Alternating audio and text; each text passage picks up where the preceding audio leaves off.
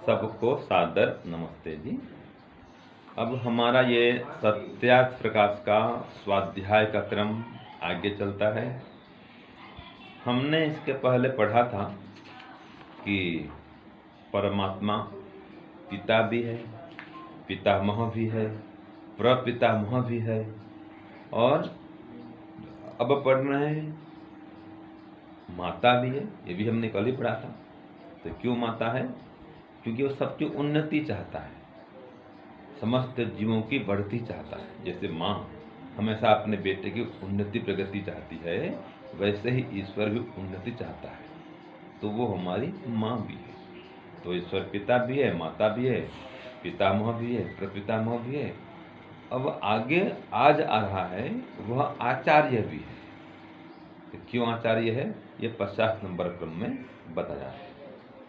शरगति भक्षणयोग आंग पूर्वक इस धातु से आचार्य शब्द सिद्ध होता है। यह आचारम ग्राह्यति सर्वा विद्या बोधयति स आचार्य ईश्वर, अर्थात जो सत्य आचार का ग्रहण कराने हारा और सब विद्याओं की प्राप्ति का हेतु होके सब विद्या प्राप्त कराता है, इससे परमेश्वर का नाम आचार्य है।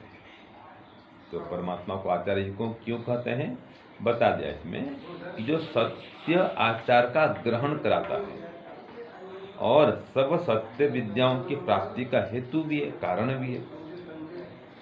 तो सब विद्या प्रदान करता है और सृष्टि के आदि में ही 4 ऋषियों को सब सत्य विद्याओं का बोध कराया था, प्रकाश कराया था परमात्मा ने, और हर सृष्टि के आरंभ में कराता है और समस्त मनुष्यों के लिए कराता है। किसी भी देश का हो, किसी भी स्थान का हो, हर व्यक्ति के लिए वो ज्ञान प्रदान करता है, विद्या देता है। तो परमात्मा आचार्य है, आचरण सिखाता है, क्या करना चाहिए, क्या नहीं करना चाहिए, क्या विहित है, क्या अविहित है, क्या सत्य है, क्या असत्य है, क्या धर्म है, क्या अधर्म है, सब बता दिया परमात्मा ने वेद के माध्यम से।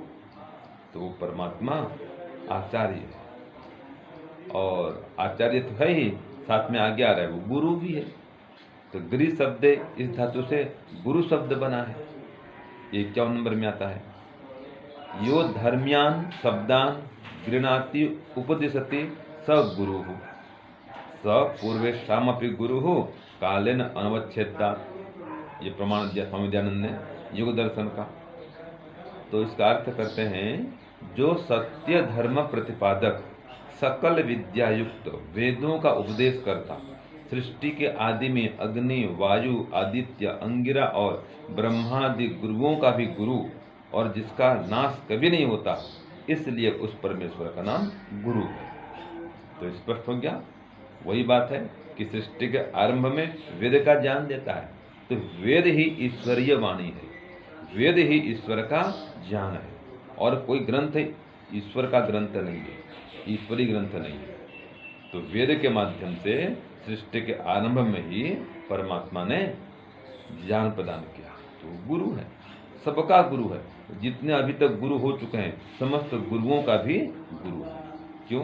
कालेन अनवच्छेदा, वो काल के द्वारा नष्ट नहीं होता कभी, उसका विनाश कभी हुआ ही नहीं है।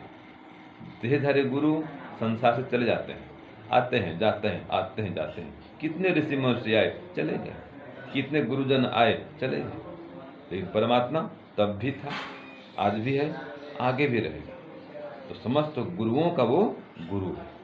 तो परमात्मा इस प्रकार से गुरु भी है और आचार्य भी है, अज्ञान अविद्या का नाश करने वाला है। और आज भी जो उनका ध्यान करते हैं, गायत्री मंत्र का जप करते हैं, परमात्मा उनको ज्ञान देता है, क्योंकि गायत्री मंत्र गुरु मंत्र है। तो अभी भी जो इस गुरु मंत्र का जप करेगा, तो महान गुरु परम पिता परमात्मा उसको ज्ञान देते हैं, निश्चित रूप से ज्ञान देंगे। तो इसलिए परमात्मा को गुरु माने, अपने को शिष्य माने, और जैसे शिष्य गुरु के समक्ष शांत सरल बना रहता है, कोई गलत काम नहीं करता है, ऐसे ईश्वर को हम अपने समक्ष हर समय गुरु रूप में माने। हर जगह हर समय परमात्मा गुरु रूप में विराजमान है। हमें देख रहा है, सुन रहा है, जान रहा है, हमें ज्ञान देता है और गलत काम करने से दंड भी देता है। जिसे गुरु जी लोग करते हैं वैसे परमात्मा भी करता है। तो इसलिए परमात्मा को अनुभव करें अपने चारों ओर। वो पिता भी है, माता भी है, गुरु भी है, आचार्य भी है। तो इस प्रकार से अगर उसको हर समय देखते रहेंगे, मानते रहेंगे, तो हम पाप काम से बचे रहेंगे। क्योंकि कोई भी संतान हो या शिष्य हो, अपने माता पिता गुरु सामने कोई भी पाप काम नहीं करता। हाँ, माता पिता से दूर जाएगा, गुरु से दूर होगा, एकांत में गलत काम करेगा।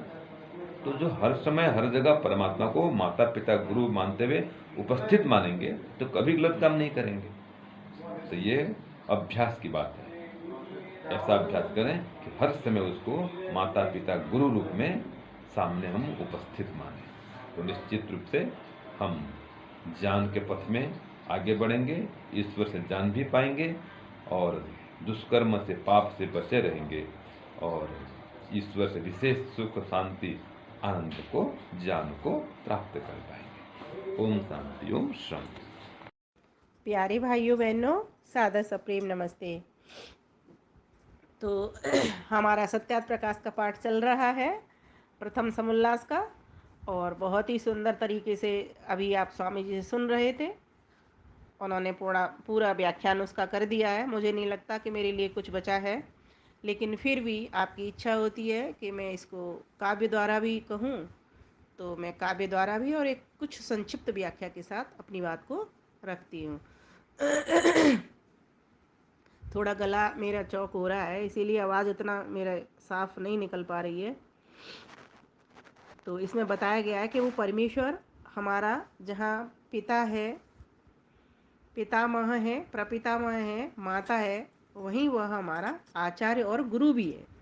तो आज के इस भाग में 34वें में हम आचार्य और गुरु की व्याख्या को मैं श्री आनंद सरस्वती की को सुन रहे हैं। तो उन्होंने जिस तरह से कहा है कि उसको परमात्मा को हम आचार्य भी कहते हैं तो क्यों कहते हैं, और गुरु कहते हैं तो क्यों कहते हैं, तो इसको एकदम सरल शब्दों में समझेंगे कि वह जो हमको आचरण को ग्रहण कराए, अर्थात जो हमको सत्य आचार करने की शिक्षा दे, धर्म आचरण करने की शिक्षा दे, वो आचार्य होता है। और जो सभी विद्याओं का बोध कराए वो आचार्य होता है। इसीलिए तो इसमें ये बताया था कि यह आचरम ग्राह्यति सर्वा विद्या बोधयति, अर्थात जो आचरण को ग्रहण करवा दे और जो सभी विद्याओं का बोध कराए, तो ऐसा वह हमारा स आचार्य ईश्वर आचार्य हो कहलाता है। और दूसरा गुरु उसको क्यों कहा है, तो इसमें यह भी बता दिया कि जो हमको सत्य धर्म का उपदेश करे और सभी विद्याओं का की शिक्षा दे। तो आदि सृष्टि में उसी गुरु ने हमको सभी वेदों की, चारों वेदों की, चार ऋषियों को शिक्षा भी दी, और वही सभी ब्रह्मा आदि गुरुओं का भी गुरु है, और जिसका किसी भी काल में कोई नाश नहीं होता, इसलिए वह हमारा गुरु भी है। और योग दर्शन का भी इसमें प्रमाण दिया था, सब पूर्वे शाम गुरु कालिना वच्छेदात, कि उसका किसी भी काल के द्वारा विध नहीं होता, अर्थात नाश नहीं होता, वही हमारा गुरु है। तो इस प्रकार से हमने ये जाना, आचार्य भी जाना और गुरु शब्द भी जाना कि वो ईश्वर से हमारे कितने सारे संबंध हैं। आचार्य का भी संबंध है, तो वहाँ गुरु का भी, उससे हमारा संबंध है। तो आइए इसका गायन कर लेते हैं। जो हम सबका पिता, पिता में प्रपिता में माता कहलाता, वही प्रभु आचार्य हमारा, वही गुरु संसार कहाता, वही गुरु संसार कहाता। बता रहे हैं ऋषि दयानंद, बता रहे हैं ऋषि दयानंद, उससे हर संबंध हमारा, सत्याचार को ग्रहण कराए, विद्यादात्री आचार्य प्यारा, विद्यादात्री आचार्य प्यारा। जो करता उपदेश धर्म का, चारों वेद हैं जिसकी वाणी, आदि सृष्टि में दे विद्या, ऋषि चार और ब्रह्मादि बखानी।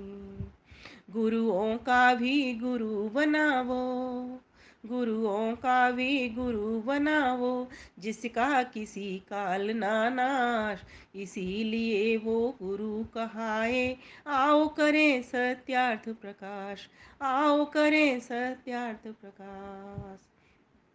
तो वो परमेश्वर कैसा है?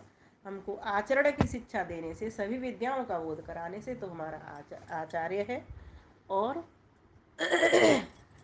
हमें धर्म का उपदेश करने वाला होने से, और वेदादि सत्य शास्त्रों का ज्ञान देने से, अर्थात वेदों का, चारों वेदों का ज्ञान देने से, और सभी गुरुओं को भी जो जिनसे कि हम सीखते चले आए हैं। चार ऋषि तो वो हैं ही, और उनसे, चार ऋषियों से ब्रह्मा ने सुना, और ब्रह्मा के द्वारा फिर धीरे धीरे करके सुनते चले आए। वेदों को श्रुति कहा जाने लगा इसी बेस पे। तो इस प्रकार से वो परमेश्वर हमारा गुरु बना हुआ है। तो आज के लिए बस मैं इतना ही कहूँगी, अधिक नहीं, क्योंकि मैं बोला नहीं जा रहा मुझसे। आप सभी का धन्यवाद। नमस्ते।